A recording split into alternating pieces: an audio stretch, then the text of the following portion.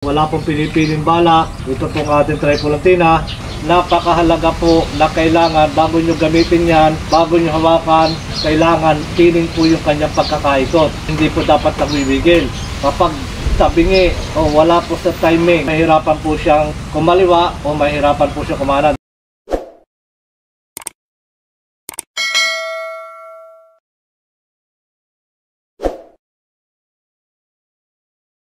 Isang mapagpalang araw po at magandang buhay sa atin pong mga kababayan, sa atin pong mga katiits. Ito po yung pinusuan ng ating mga katiits, long wrist locator Tripolatina mula po sa Bukidnon, at ito naman po ay mula sa Surigao City.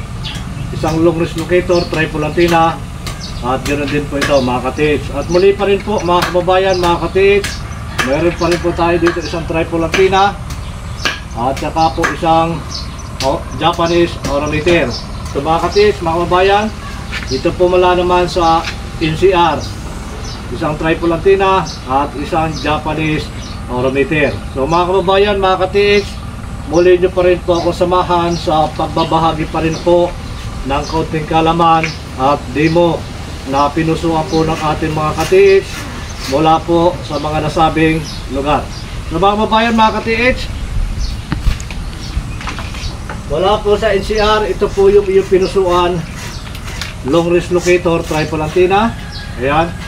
At ito po ay bala-bala. Kung ano pa rin po yung ating ibabala, yun po yung ilulocate ng ating Tripolatina. So mga kababayan, mga katiits, wala pong pinipiling bala. Ito pong ating Tripolatina.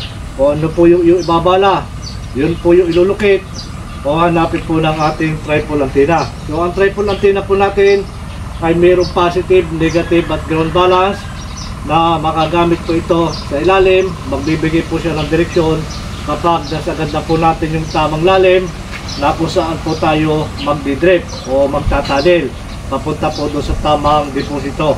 So mga kababayan, mga katiits, bibihira lamang po na kapag hinukay mo sa oro ng gold, naandun po yan sa ilalim.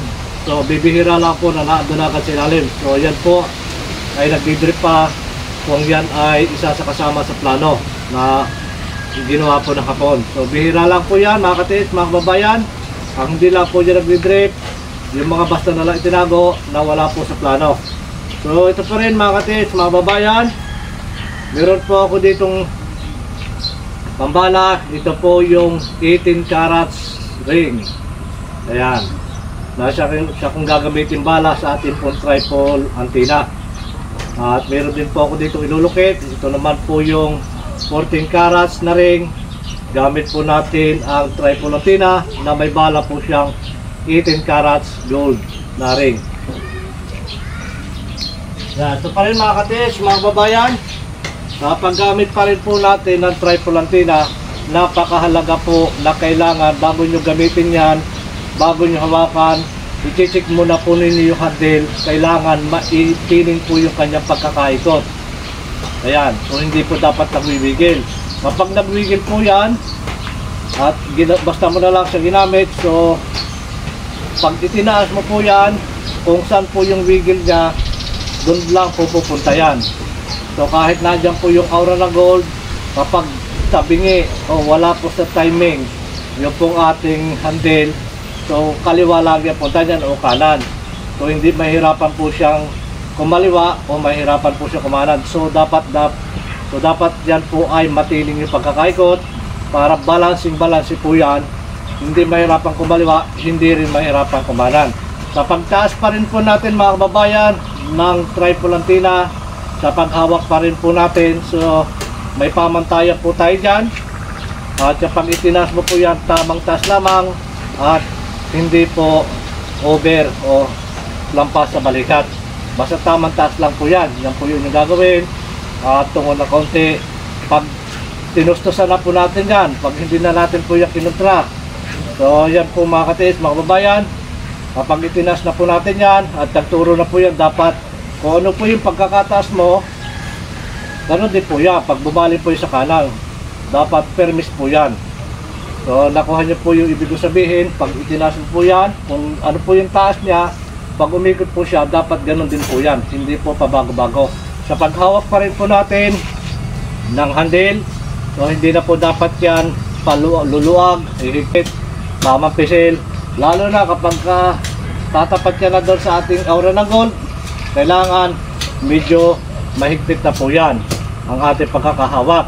Dahil kapag malubay po yan, pag pinaikot po natin yan, so maggigiwang-giwang, malubay yung ating hawak. Kailangan mahigpit po yan at para hindi po magpagiwang-giwang. So mahalaga pa rin po mga kababayan, kapag pahit pa rin po natin ang antina, kailangan po yan. At yan po ay malaki may tutulong sa atin, lalo na para mas mapabilis po yung paghanap ng atin pong inilulocate. So ganito pa rin, sa pagtaas pa rin po natin yung katiis, sanayin nyo lang po yan. Basta pag itinaas mo po yan, tamang taas lagi po yan. Yan, ganyan lang yung gagawin. Ito pa rin, pag itinaas po yan, yan, doon agad siya tuturo. Yan. Ganun po yan. Kabilis. Ganun po yan. Yan. So, kailangan pag-aralan nyo pong mabuti. Sanayin nyo yung sarili. Laging practice ng practice. Wala naman po agad simulang marunong. Lahat po yun ay pinag-aaralan. Pag itinaas mo yan, sikapin mo lang po na matutunan mo kung ano po yung pamamaraan, kung ano po yung tamang gagawin sa paggamit po natin ng locator. So ganyan po yan mga katids. Yan. Doon pa rin po yan. Pag itinaas po yan, yan, doon pa rin po yan. Doon turo. Kahit napakalit po ng ating ring, yan, ay ituturo pa rin po ng ating locator. So ganyan pa rin. Pa rin.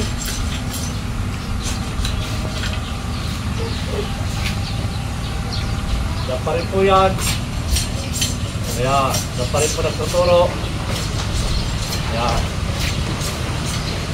Ito pa rin mga katis, pag itinaas po yan, tama-taas, at hayaan na po siyang gumalaw ng kanya. So, mas maganda po kapag malubay yung ating bearing. Kaya hindi po mahirapang bumaling. Kumaliwa po yung ating locator. Dapat yan ay buhusan nyo o yung isalan nyo ng WD-40. Mas mapapagpalubay po yung ating bearing. So huwag nyo po lalagyan ng dalawang bearing, mahirapan po ito, hindi po ito battery operated. Kasi napakahirap po niya pagka dalawang bearing yan. Kailangan isa lang po yan. So ito po aking katapatan. Ito po ating target. Ito ay maliit lang na gold, 14 carats. So ito lang mga kapit, mga kababayan. Pagka lalapitan na po natin, pisil na po yan. Yan, kukuha pa rin po tayo ng ground. Ayan, service na po ang pagpisil natin. At pagkamit, tinapakan po natin yan. Yan, ganyan po yung pag-ikot ng ating triple antenna. Hanggang sa po, siya po ay bumuo ng frequency. At yung pagbuo na po yung kanyang frequency, tuloy-tuloy na po yung kanyang pag-ikot. Ayan, bumubuo na po siya ng frequency mga katids. At yung pagbuo na po yung kanyang frequency, yan, ang mangyayari po dyan, tuloy-tuloy na po yan. So ito pa rin mga katids, mga kabayan. Hindi po natin maiwasan na umawin po yung ating kamay. Medyo may bigat din po ito. So ito pa rin. Basta kuha po natin yung ating frequency, yung magnetic field, at natapakan po natin yung ating target. So ganyan pa rin po yan. Yan pa rin po yung pag-ikot ng ating tripod antenna. So mula pa rin po sa NCR, ito yung pinusuan at kasama po isang Japanese aurameter. Na ang Japanese aurameter po, yan po ay bala-bala. So magagamit po natin yan.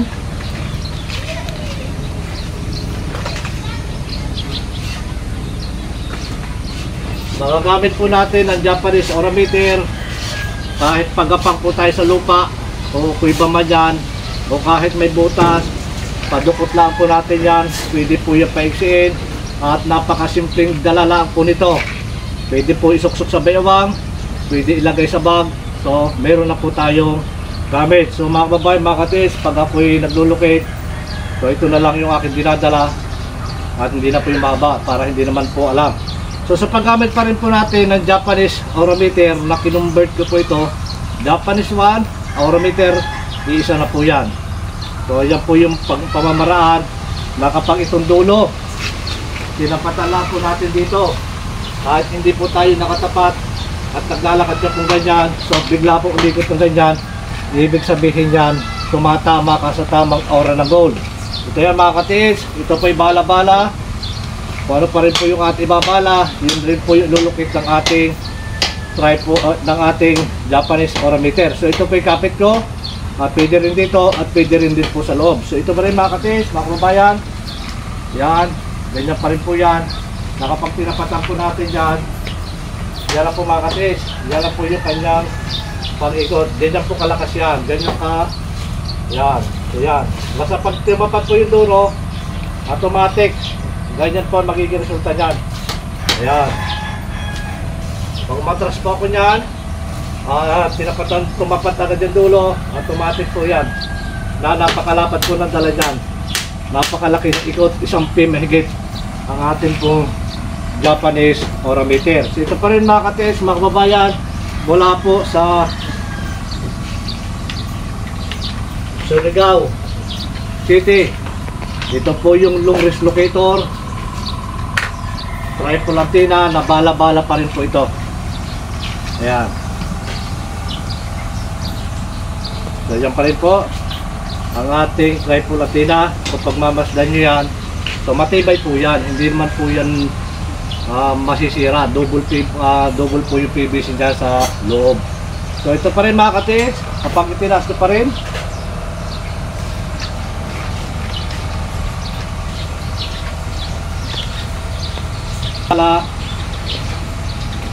kapag itinaas ko pa rin po yan, kailangan po yung ating magnetic field. Yan, doon po siya babalik, pangalawang taas. Yan, hindi na po yan kabilis. Yan, automatic na po yan, na basta makuha mo na po yung frequency ng gold. Yan, ay doon na po agad tuturo yan. So ito pa rin po mga katis, mga babayan, kailangan tapatan po yan. Pag tinapatan po yan, yan, ito po yung long wrist locator, triple antenna.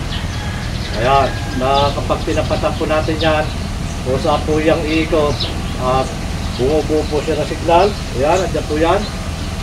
Ayan, ito pa rin. Ito po yung pinusuan ng ating sa Katits mula po sa Surigao City.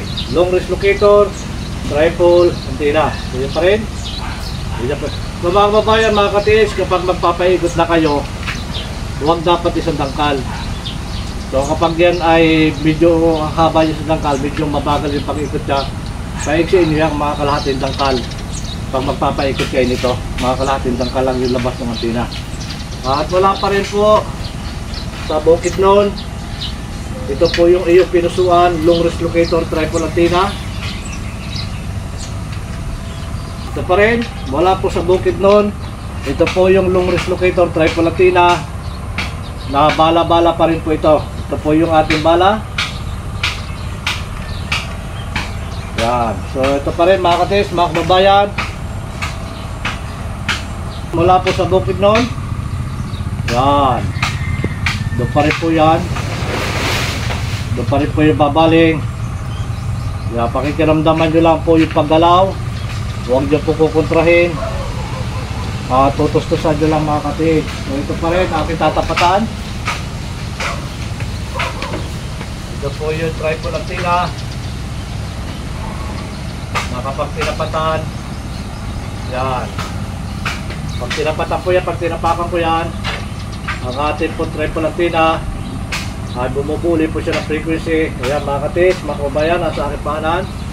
Ayan. So ganyan po yung ikot ng ating triple antenna. So hindi po dapat nating pipigilan. Mahuwa po yung kanyang pag-ikot, hindi po magalit.